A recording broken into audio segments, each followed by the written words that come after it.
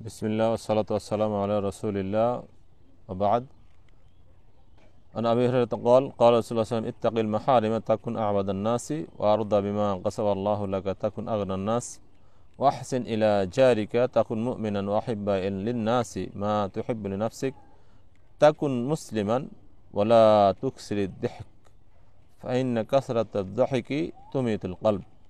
সম্মানিত দর্শক শ্রোতা, আমরা আলোচনা করছি বিভিন্ন উপদেশমূলক হাদিসগুলো, যেগুলো আপনাদের ইহকাল এবং আমাদের প্রত্যেকের ইহকাল পরকাল উভয় জগৎ সংশোধিত হবে, পরিশোধিত হবে।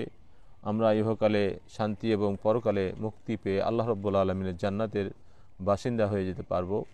এমন একটি গুরুত্বপূর্ণ হাদিস আবু হুরায়রা রাদিয়াল্লাহু তাআলা আনহু বলছেন, নবী সাল্লাল্লাহু আলাইহি ওয়াসাল্লাম বলেছেন যে নিষিদ্ধ হারাম জিনিস থেকে তোমরা বেঁচে থাকো, তাহলে তুমি মানুষের মধ্যে সবচেয়ে বড় ইবাদতকারী হবে। আল্লাহ যা তোমাকে দিয়েছেন, ওয়ারদা বিমা কাসামাল্লাহু লাক, আল্লাহ রাব্বুল আলামিন যা আপনাকে দান করেছেন তাতে সন্তুষ্ট হও। তাকুন আগনান নাস, তাহলে তুমি মানুষের থেকে কি হতে পারবে? মানুষের থেকে অমুখাপেক্ষী হতে পারবে। মানুষের মধ্যে সবচেয়ে আগনান নাস, ধনী মানুষ হিসেবে বিবেচিত হবে। ওয়াহসিন ইলা জারিক, এবং প্রতিবেশীর সাথে কি করো? সদাচরণ করো। তাহলে তাকুন মুমিনান, তাহলে তুমি ইমানদার বলে গণ্য হতে পারবে। ওয়াহিব্বা লিন্নাসি মা তুহিব্বু লিনাফসিক, এবং মানুষের জন্য সেটাই ভালোবাসতে হবে যেটা আমি আমার নিজের জন্য ভালোবাসি। তাকুন মুসলিমান, তখন আল্লাহ রাব্বুল আলামিন বলছেন তাহলে তুমি কি হতে পারবে?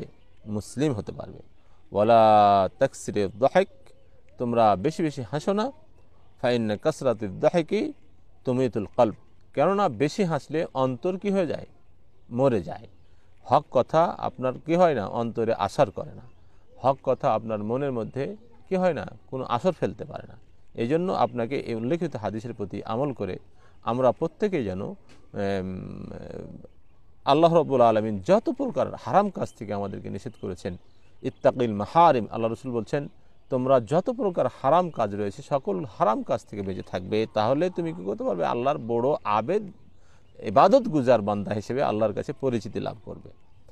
এবং আল্লাহ রাব্বুল আলামিন যেই বিষয় যতটুকু আমাকে দান করেছেন, ওয়ারদা বিমা কাসামাল্লাহু লাক, আল্লাহ রাব্বুল আলামিন আমাকে যেটুকু দিয়েছেন, অর্থাৎ এখানে স্বল্প পাওয়ার পরে তুষ্ট হওয়া, আমি এর উপরে অল্প তুষ্ট হওয়ার উপরে বেশ কিছু আলোচনা আপনাদের দিয়েছি। আমি ফেসবুকে দিয়েছি, টিকটকে দিয়েছি, ইউটিউবে দিয়েছি।